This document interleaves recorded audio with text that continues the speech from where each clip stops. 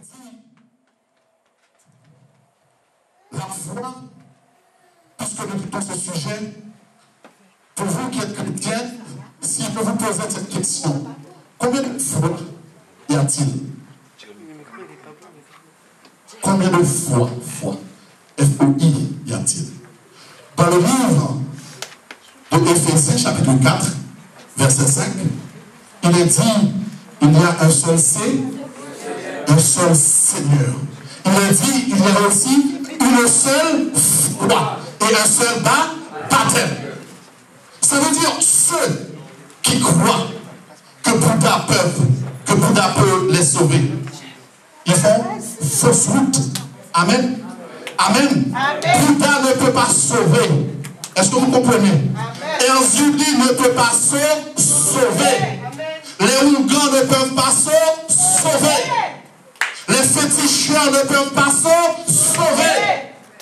Quand les choses deviennent difficiles pour eux, eux-mêmes ils crient, tant pis Seigneur, sauve-moi.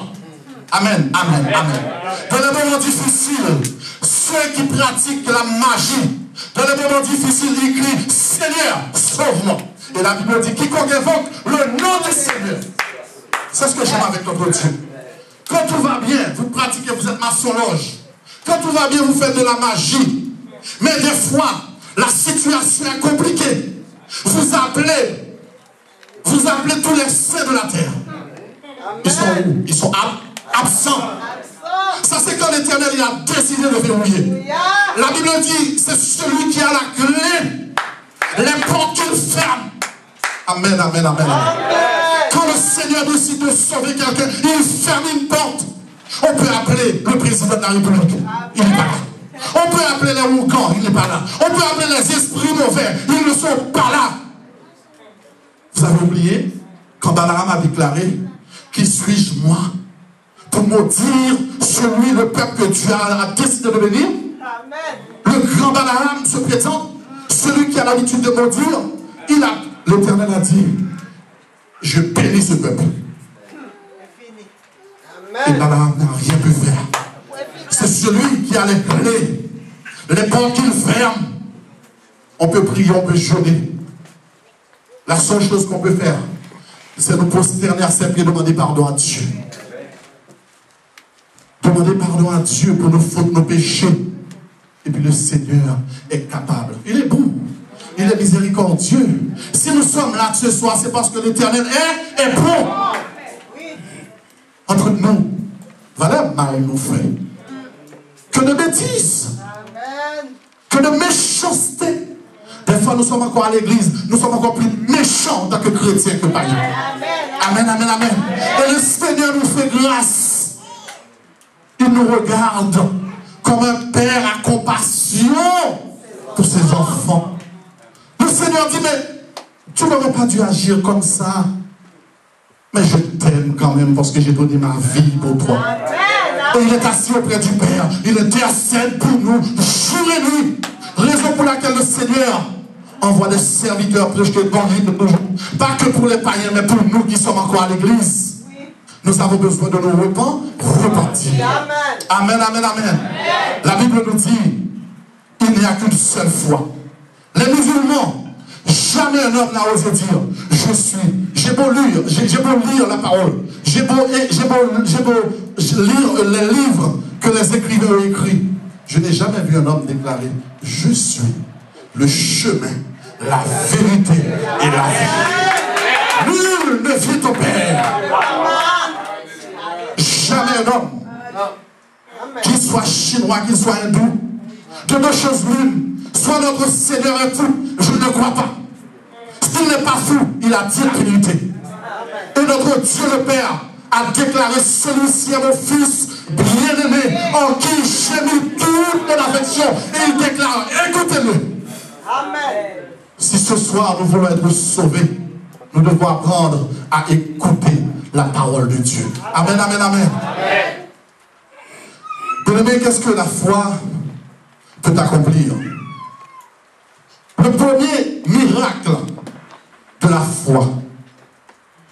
N'oublions pas quand même, à la mort de notre Sauveur Jésus-Christ, il a fait une déclaration qui est passé souvent comme lettre morte. Notre Sauveur a déclaré, Père, je te demande de pardonner les êtres humains. Qu'est-ce qu'il a déclaré après? Car ils ne savent pas ce qu'ils font.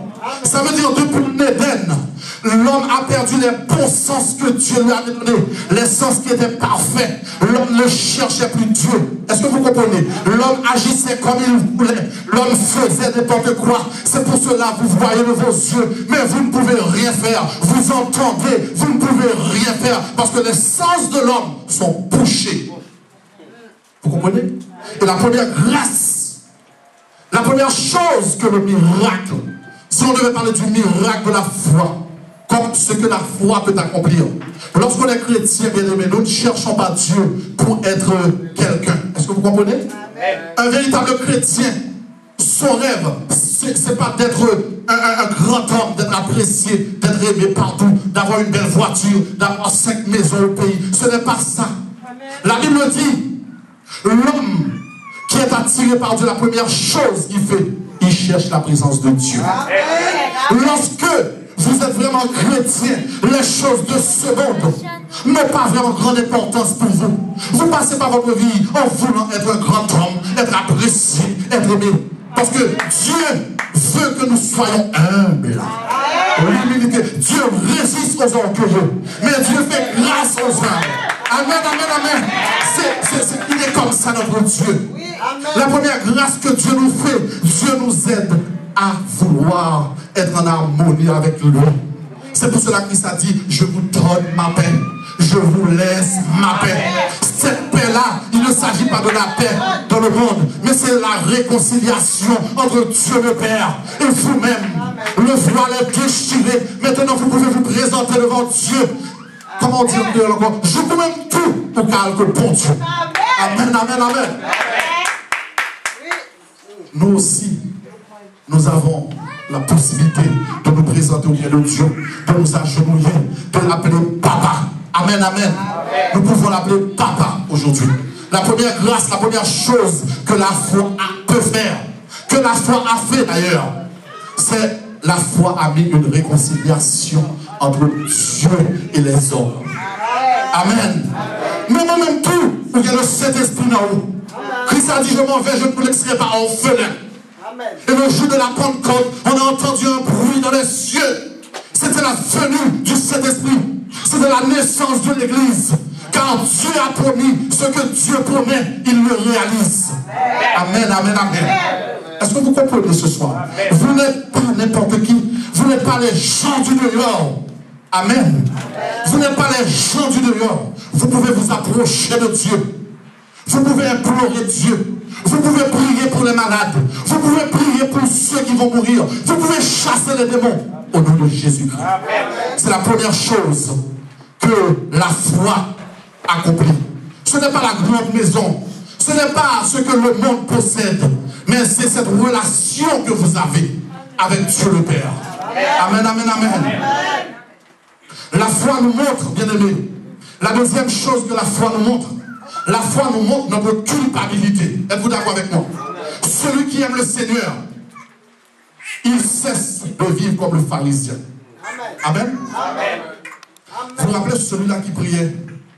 Seigneur, tu sais, moi je jeûne. Seigneur, tu sais, la foi intervient pour vous empêcher d'être orgueilleux, de vous croire quelqu'un. Parce que la parole de Dieu nous dit, tous ont péché. Amen. Tous ont péché. Amen, amen, amen, amen. Avec votre main droite, vous devez le déclarer. Tous ont péché et sont privés de la gloire de Dieu. La parole de Dieu nous dit, il n'y a même pas un seul juste. Mais grâce à Dieu, Jésus intervient. Jésus a laissé le ciel. Jésus est venu mourir pour nous. Et puis Jésus nous a